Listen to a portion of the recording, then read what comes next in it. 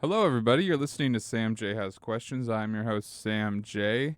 Thank you so much for jumping in on this podcast. I appreciate your ears listening to these interviews. They've been a blast. I hope you're enjoying the videos as well. I'm going to be putting out more categories of the videos that I'm shooting. So, for example, if there's a series of just these are just advice to starting comedy. That's going to be one channel. Then there's going to be another one about maybe moving to LA or just different things. I'd like to just organize everything at some point for next year so that people can go back and enjoy. My guest today is Barry Neal, also known as the Counselor of Love. He's a stand-up comedian originally from Chicago, and we met, well, our paths crossed, I like saying that, at a comedy show. I went and saw him perform at the Pachanga Casino with my mom and stepdad, and he was hilarious.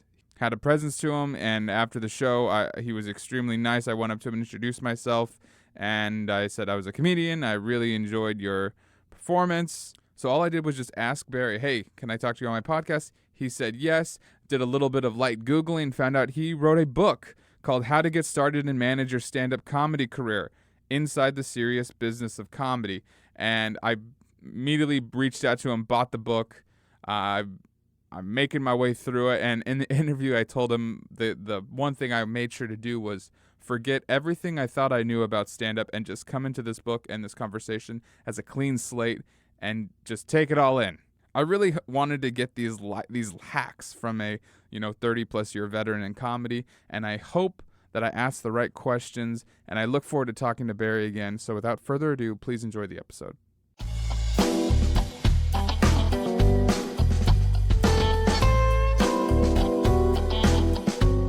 All right. So thank you for taking the time to chat with me. I've been enjoying the book, and Great. it's been fun to reread it from the perspective of no perspective. Do you know what I mean? I do. Forgetting everything that I quote unquote know about stand-up comedy, and sort of re-experiencing it. So I definitely enjoyed the sections on uh, finding a buddy at the open mics. It seems basic, but for someone like me, you get used to just going to mics and you don't really talk to all the people. It's kind of just like, hey, how are you?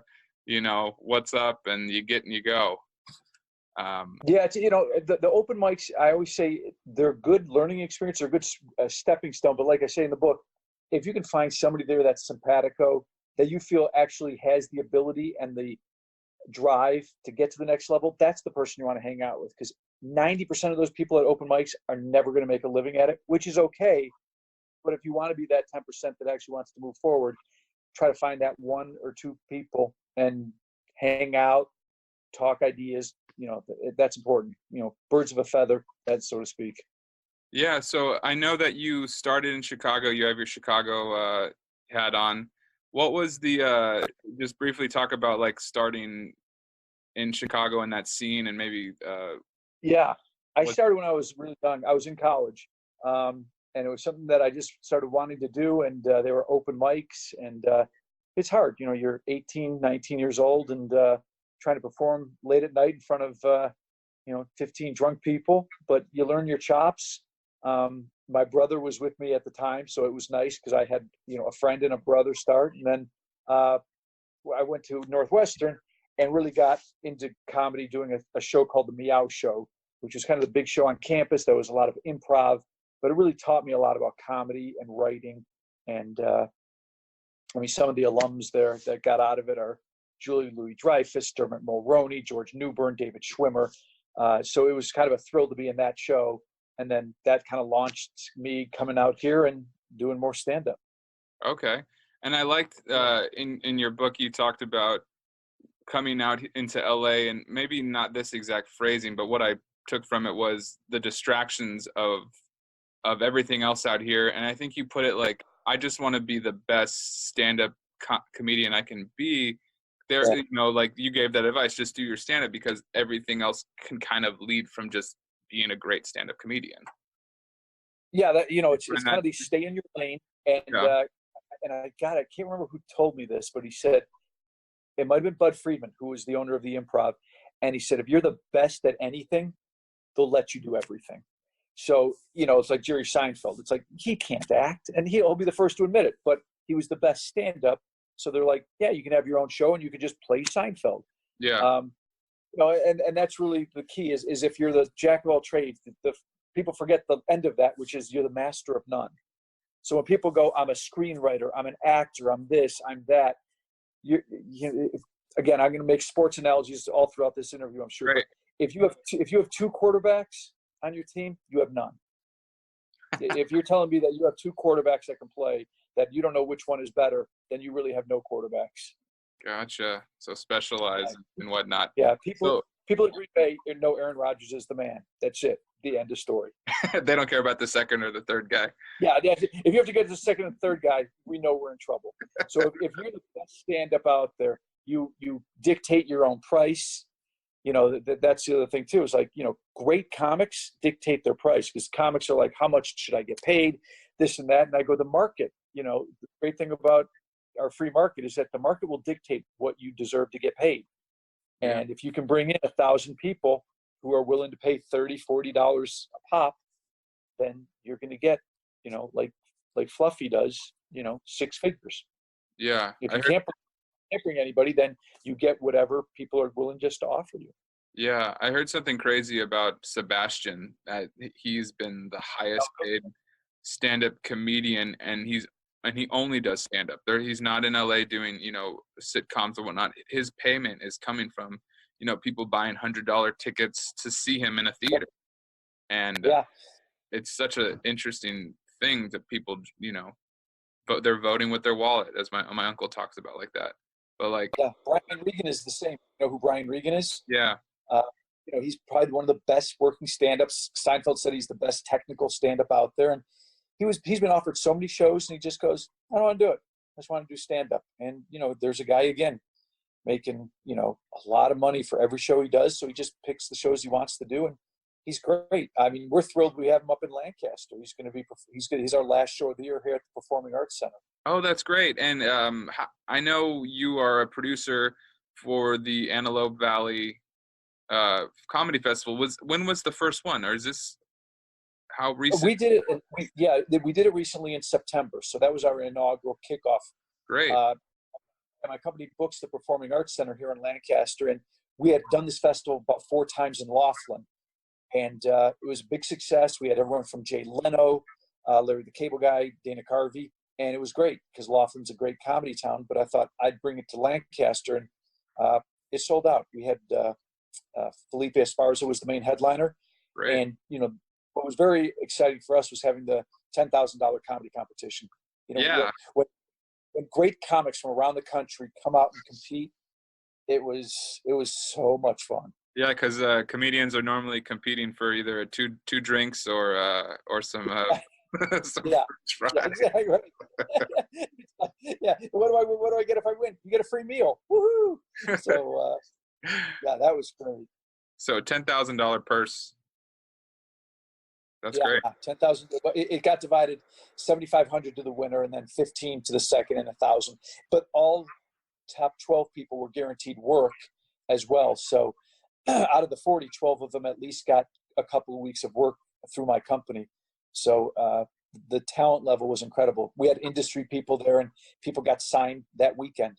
So that's really what we really wanted to do, is promote great comedy, have comics come out, meet the industry that's going to help them get to that next level where, they can start dictating their terms and making more money.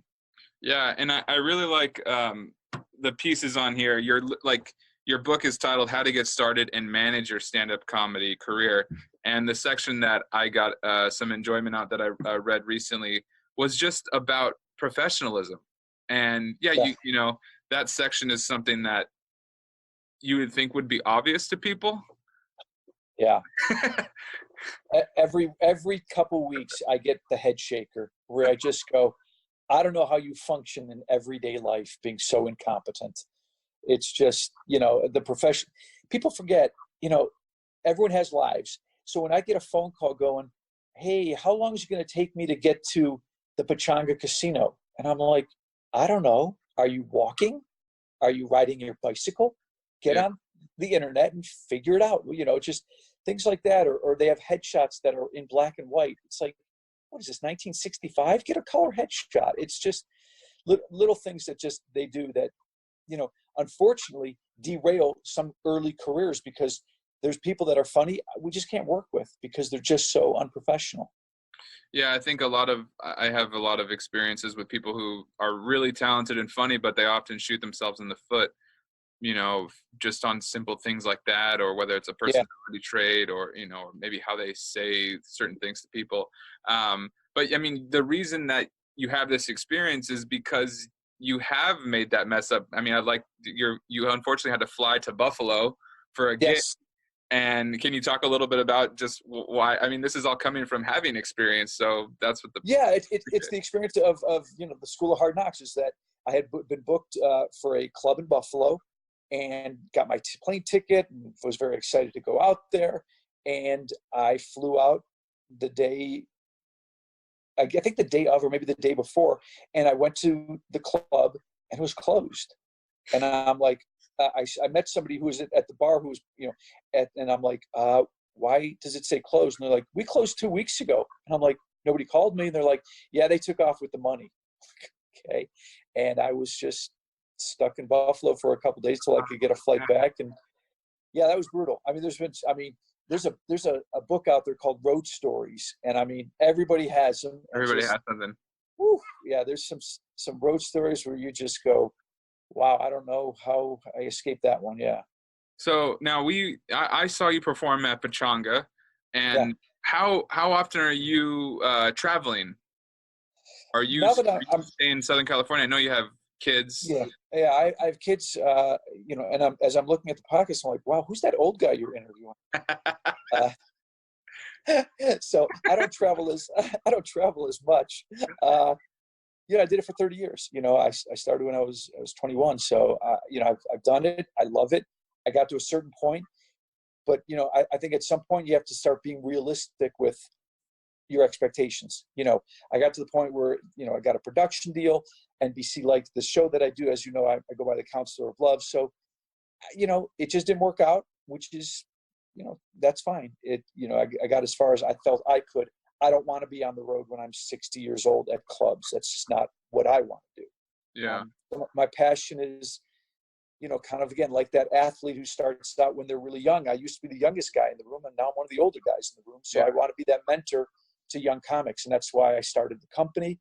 I still travel, like I do Pachanga. I'll do other clubs. I'll do corporate and some performing arts centers. But, the idea of performing for, 18 to 25-year-olds is not something that is my wheelhouse nor my real interest. So, but I love still teaching. I'm actually teaching a course starting in January. Okay. Can you just go over do you go through the book in the class, or what's your? We talk about, how to find your voice. So a little bit of stuff in the book, but I really try to limit it. I used to teach years ago. And the reason I got into teaching was so many people who are teaching comedy don't do comedy.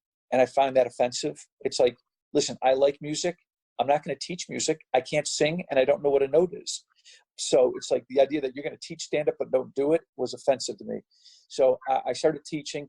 But what I found is too many people got involved who are like, I'm the funny guy at the water cooler. And the guys I'm not interested. I'm interested in people who want to do serious stand-up, get to the next level. So I limit it to 8 comics. And it's about the professionalism, how to get from point A to point B, how to write and make it funny. I think the biggest mistake young comics make is they take too long getting to the joke. Sometimes I'll watch videos and I'll go, I watched 5 minutes of what should have been a 2-minute set. Now, what do you think that is? I mean, is it a protection from getting to that punchline? As long as you're setting up, you don't have the you're not exposing yourself to the lackluster delivery. Or, I mean, I can definitely. Yeah, it's a great question. What is it? I think that's why you need writing partners sometimes, and sometimes you just need to hear. And I believe it was Seinfeld that ultimately said, watch how technically deft he is, and every word is important. So what you do is you figure out where's the funny, where's the punchline, and every word eventually has to fit one of 2 categories. One, it has to be funny, the word, or two, it has to advance the story in a critical way. If that word doesn't do it, get it out. And it's the same thing with even a sentence. If the sentence doesn't advance the story in a critical way, get it out. It's the same thing with writing a book or a screenplay. Sometimes long movies that are 3.5 hours, you're just like, why did we even need that whole subplot or that scene? And I think sometimes it's just people's ego. Oh, I really like it, or oh, it's interesting to me. For stand up, it's got to be funny or critical to the story. If not, get it out. So the little bit about the podcast that I've been doing, I think you're the 19th or 20th guest I've had on. So it's been a fun process, and it originally started because I wanted to interview other either stand-ups or feature film directors and sort of find out not just like where they started and what they're working on, but also the sort of more mindful side of it, as far as how do you keep creative? When do you know that you're sort of at the end of your rope and you need some sort of refresher? And for you, what would you say is, when you maybe hit your limit in comedy, you're like, I need to take maybe a palate cleanse and do something else? They're great questions, by the way. I think when you're playing the same club over and over and making the same money, in terms of, in other words, you're not generating heat in terms of people going, oh, I have to go see this person. I think you start getting really jaded. And I saw it happen with a lot of my friends who are comics. They just keep doing the same thing over and over. And it's like, it's the definition of insanity. It's like you're doing the same thing, but not getting a different result. You're just going, you're making your money. And I think I realized probably, 15 years ago, after I had the production deal and it didn't happen, I went back to the club scene and I'm just like, why am I doing this? I got to the point where I wanted to get to. I got my swing. It's like all you can ask for is the chance. You get to the majors, give me a chance. And I got my chance. It didn't happen. And I can live with that. I can always live with, trying your best. And, I tell my kids that. Did you have kids as well, Sam, or not yet? No, I don't. I'm a big kid. Yeah, yes. So am I. My kids, I embarrass my kids every single day. It's so sad.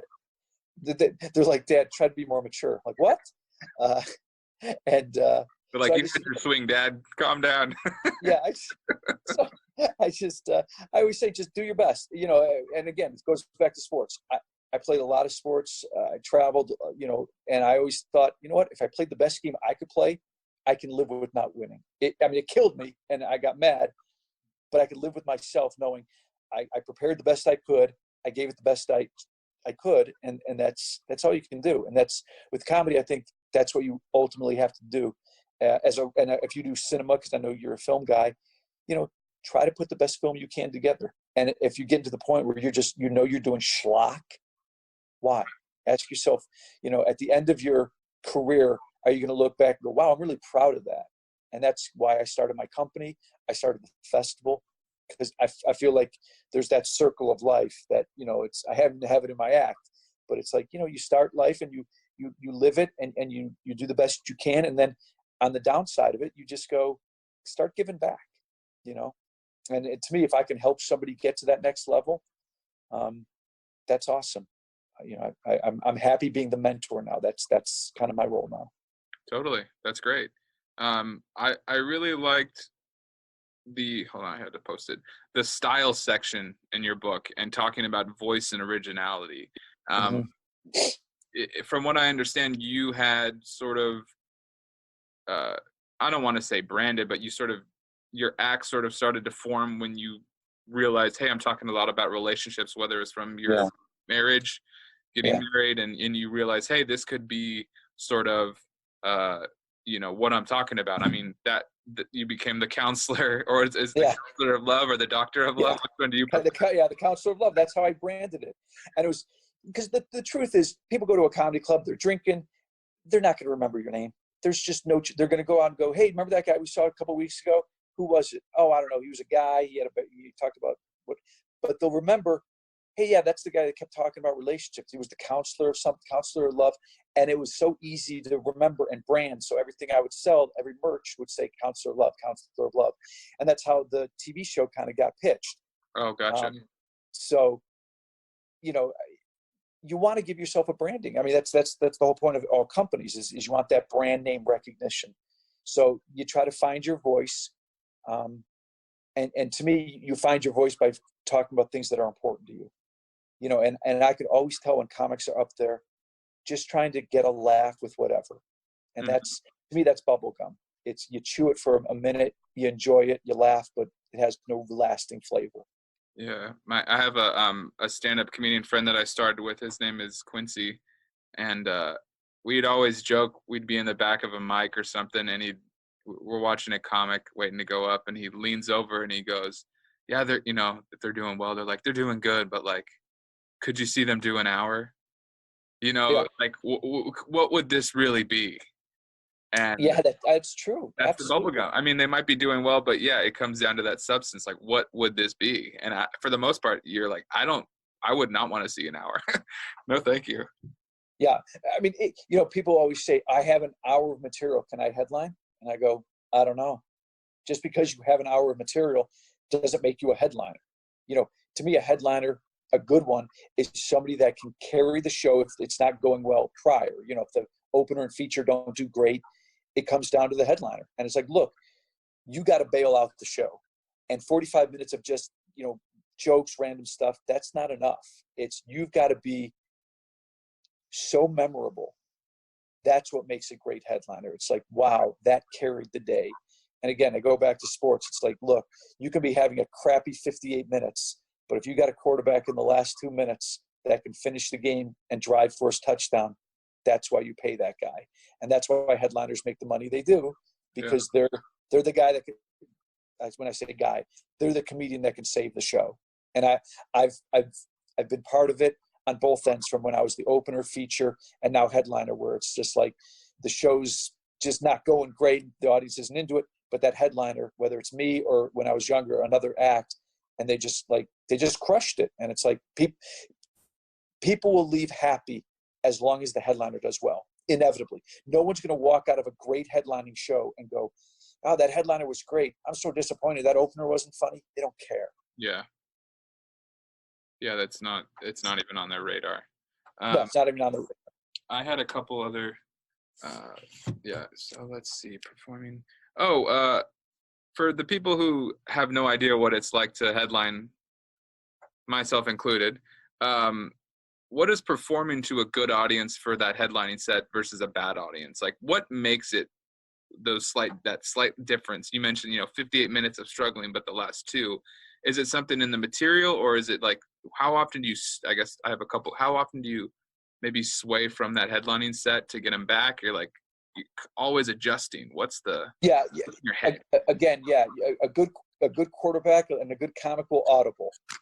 And for me, I can always sense, and most headliners will tell you 1 minute into the show how good the audience is going to be, because their first joke is going to be one of their stronger ones. So if that first joke doesn't land the way we expect it to, we know we're in for a bumpy ride, which means you start adjusting, going, I'm lowering my expectations for certain jokes that are going to get an applause break may just get a big laugh. The big laughs may become medium laughs, and medium laughs become smaller laughs. So your expectations sort of get metered by the show. There's so many factors, Sam, that go into this too. You also want to know, where are the good people in the audience? Because sometimes there are pockets of really good people in the audience that are there, they're intent, they're listening. Others they're there for a bachelorette party, they got their own agenda. So you focus on those good people and make sure they're having a good time, because the last thing you want to do is focus on the people that aren't invested, because then you're going to lose the ones that are. Gotcha. So sometimes you bring the show inwards a little bit and just go, look, let's say there's a room of 100 people and there's 30 people that are vested and the rest are doing whatever. You hunker down with those 30 people and go, hey, follow me. I'll lead this show. We're going to have a great time. If the other 70 jump on board, great. If not, then the 30 of us will have a great time. Yeah, that's great. Most shows should go well. The only times a lot of times it doesn't. And I hate saying this, but it's usually not the comic's fault. A good headliner, it's just not their fault, because we've done this 1,000 times. So I know 1,000 times it's going well. So if it doesn't go well, it could be bad seating. It could be bad sound. It could be bad lighting. It could be people are there for free and there's ambient noise. There's a lot of factors that go into stand-up that can really bring down a show. And I've seen the best headliners not do well. I mean, I've seen guys that I think are hilarious and they just have rotten shows for a myriad of reasons that have nothing to do with their comedy. Wow. That's, yeah, I mean, I'm going to have to re-listen to that because that was some gold right there, Barry. I want to be sensitive of your time, and I have just a few more questions for you. No worries. Developing new material. Now, it sounds like once you do find that, whether it's a character or you're sort of where you're operating, you know, it's either like, how do you test that new material? Are you always writing from that perspective, you know, as if you're just putting on these relationship glasses? Is that how you're generating more and more material once you have your act? For me, and I generate material from truth. It's like usually, now, do things literally have to be true? Of course not. You take a germ of what people recognize as the truth or your truth, and you exaggerate, you fine tune. My wife always kids me. She goes, "You're the only guy that can go to AM, PM, be gone for 5 minutes and have a 20-minute story." Because I exaggerate, I give characters, I say things that may not have happened. I extrapolate, but for me, it has to come from a true place, because if you care about something, that's gonna come out. And I always tell that to comics. If you don't care about your material, how can you make the other people care? Yeah. So it's got to be interesting to you. In my comedy class, I always tell comics, I can make anything that is interesting funny, but I can't take something funny and necessarily make it interesting. And that's where audiences will really be vested in you, because they don't want to just hear funny. They want to meet interesting. They want to meet a new friend. So for 60 minutes, they want to get to know you. So when I say develop material, talk about things that are important to you. Airline food may be funny, but is it really important? Do you really have a take on it? That's so original and different. Now, Seinfeld did it because he was able to find the minutia in everything. So for him, that was true to him. You don't know anything about him personally because that's the way he does his material. But yeah, what he is anal retentive and so focused on the minutia and the nonsense that's important to him. And that's where people kind of go, yes, God, he's right. How does he see that? Because he observes. So I always tell comics, talk about things that are important to you, that you really care about. And it could be anything. Wow. Barry, I'm going to rip up my notebook and find some more interesting stuff to talk about. Listen, people will follow you. I always say it's like going to a party. You know, the guy with the lampshade on his head may be funny for 2 minutes, but he's got a lampshade on his head. The person who really is interesting and will take people's attention is the person who's they care about what they're talking about, and you can feel it, you can sense it, and that energy brings people towards you. And it's the same thing with stand-up. When you care and it's important to you, people sense it. They sense bull. Can I say bullshit? Yeah, go for it. Okay. People can sense the bullshit. And if you're trying to do a character or you're trying to do something to elicit laughter that's not really true to you, they smell right through it. They smell a bullshit artist. So talk about what's important to you. That's perfect. Last question for you, Barry. I feel like I want to I have more, but I want to keep reading through the book, and I feel like that's where you laid it out. It's so clear. I like how specific it was and how practical. The last question, it's a fun one I like to ask my guests. It's called the life billboard. If you had a billboard on the intersection of, in Hollywood, La Cienega and Sunset Boulevard, and you could have anything on the billboard, a phrase, an image, a quote, what would you have on your billboard? Wow, that's a great question. I wish I had time to prep for that. Put you on the spot. Shoot. Yeah, what would I have on that billboard? Stay true to yourself. I guess if someone pushed me to it, I tell my kids, you may not love what I have to say, but I don't bullshit you. So stay true to yourself. Don't try to be somebody you're not. I am who I am. I try to be kind. I try to do the right thing. I'm not perfect at it, but be true to who you are, and don't do. don't try to be a sycophant, and don't try to please people, because honestly, nothing is worse than someone who's always trying to please. You could be a people pleaser because that's your natural state, but be who you are and let people come to you. That's what a leader is. That's great. Thank you so much for your time, Barry. Hey, no problem. It's such a pleasure talking with you, and getting to read your stuff, see you perform. I definitely look up to you, and I'm considering wearing a tie on stage. Hey, only if it's true to you. It's so funny because that is certainly part of the character of the Counselor of Love. But yeah, if you saw me off stage, my wife was like, "Can you at least wear something nice?" And I'm like, "What? I got a Bears sweatshirt. What's wrong with that?"